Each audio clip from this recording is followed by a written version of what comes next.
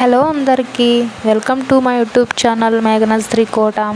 ఈరోజు మా ఇంట్లో చిక్కటి గ్రేవీతో గుడ్లు ఎండు చేప కర్రీ చేశానండి. ముందుగా గుడ్లు ఉడకబెట్టుకొని పక్కన పెట్టుకున్నాను. ఇప్పుడు 2 ఉల్లిపాయలు, 2 టమోటాలు, పచ్చిమిర్చి, నిమ్మకాయ సైజ్ అంత చింతపండు తీసుకున్నాను. అలాగే ఎండు చేపల్ని వేడి నీళ్ళలో కడిగి పక్కన పెట్టి బాండిల్ వేడయ్యాక నూనె పోసి ఎండు చేపల్ని ఫ్రై చేశానండి. తరువాత అదే ప్యాన్లో ఉల్లిపాయలు వేసి బ్రౌన్ కలర్ వచ్చేంత వరకు ఫ్రై అయ్యాక టమోటాలు వేసి కొంచెం సాల్ట్ వేసి మగ్గనివ్వాలి. తర్వాత సరిపడినంత కారం వేసి ఒక 2 నిమిషాలు కలుపుతూ ఉండాలి. ఇప్పుడు ముందుగా నానబెట్టుకున్న చింతపండు రసం వేసి కలిపి తర్వాత కొంచెం నీళ్లు వేయాలి. కాసేపటికి మంచి కలర్తో చిక్కటి గ్రేవీతో కర్రీ రెడీ.